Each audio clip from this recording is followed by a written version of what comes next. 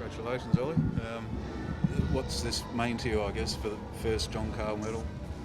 Yeah, no, I've come to these many years now and seen guys walk up in front of me, and it's, to be honest, always sort of been the award I've aspired to win.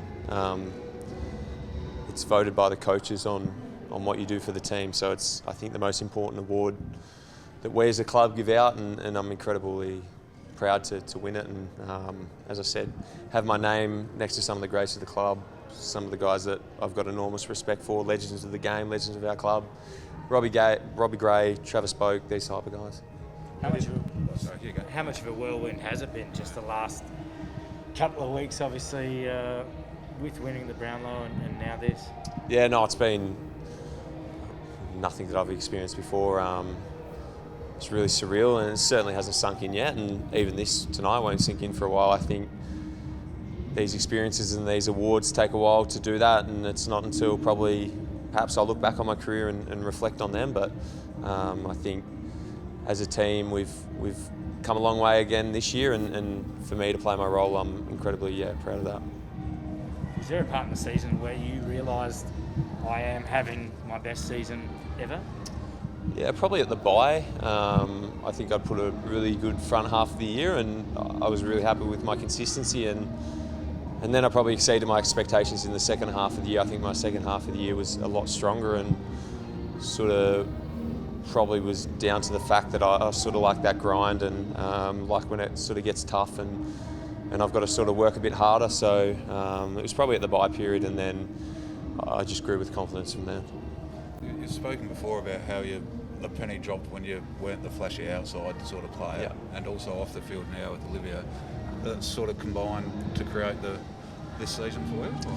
Yeah, certainly. My role's pretty simple in the team, and Ken and Scully have defined that to me many times. And as I've said, it's really easy to play. Like I'm a player, and my role relies on me just going and doing something. I don't need to rely on anyone else to get me the ball. It's sort of up to me, and it's up to my will how much I get of it and what I do for the team. So it sort of makes it easy. I've sort of been a pretty determined player, and the fact that I sort of, my career's in my own hands almost throughout games, plays in my hands, I think. Can I just ask, like, balancing up these personal awards with the end of the season, is it hard to sort of, I guess, get that balance or all of that outlook? Or yeah, certainly. I think we aspire to win premierships all the time, and these individual awards aren't on the radar. It's always a premiership, and I think, as Ken said, that don't define us by that preliminary final loss or last year's loss to Richmond.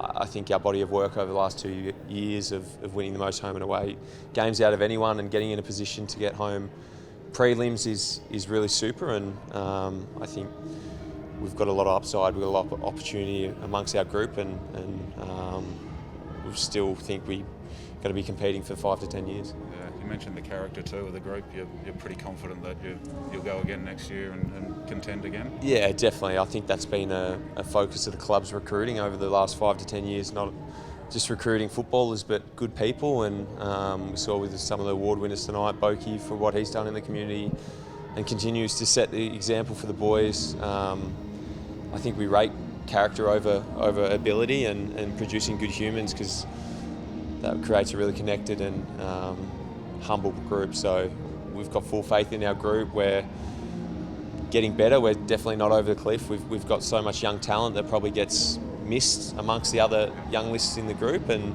we think we've got so much upside. You talked about one of the areas you'd like to improve on is kicking more goals. When you got asked on stage before, is that going to be a focus for you, and what other strings to your bow do you think you can actually add?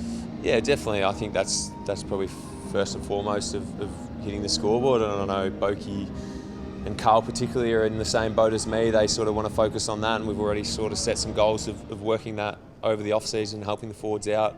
And the other thing that I really want to hone in on is just my disposal by hands, and being the best sort of handballer in the comp. I get a lot of opportunities in and under in contested situations to do that, and kicking and being the outside and kicking is probably not what I'm going to be doing too often, so just honing my hands and improving that as much as I can. Obviously your leadership's been another aspect that's improved over the past 12 months, 2 years. How much of a goal is it for you to become captain again of the club? It's not so much a goal, but if it is something that happens, it's for a reason. I'm the best person to lead the club at the time, and that's what happened when Tom and I were dual captains and he took over. He was the best person. So if that does happen, I'm privileged and proud to take that. I welcome it with open arms if I'm the guy to lead the club, because I want success as much as anyone, and that if it is the decision to be made, that's best for the club. Medal, mate. Where will it eventually go? Have you?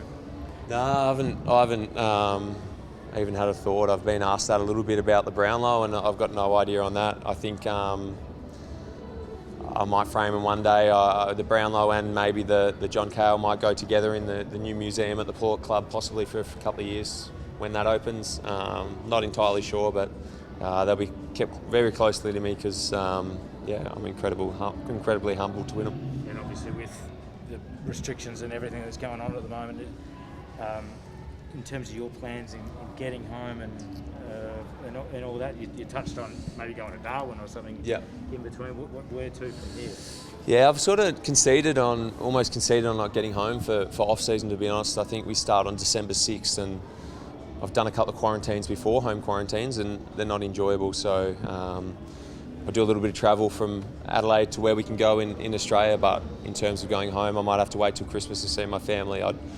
I'd love to see them, but the situation I'm in, I just don't want to cop the 2 weeks, so I think I'll stay here. But you obviously give them a phone call now that you've won this, and they'll be pretty proud. Definitely, yeah. No, they text before. They're all stayed up late watching.